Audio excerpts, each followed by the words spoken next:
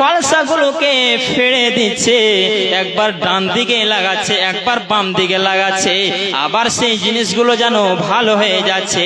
এরকম অবস্থা চলতে রয়েছে, চলতে রয়েছে, চলতে রয়েছে। তো নবীজিকে বলছেন, ইয়া রাসূলুল্লাহ, ইয়া হাবিবাল্লাহ, ওইগুলো হচ্ছে আপনার উম্মতের ভিতরে তারা যে লোকগুলো সমাজের ভিতরে মিথ্যা কথা বলেছে। জি, মিথ্যা কথা। আজকে মানুষ চলতে ফিরতে উঠতে বসতে মিথ্যা কথা বলে যাচ্ছে, মানুষকে ধোঁকা দিচ্ছে।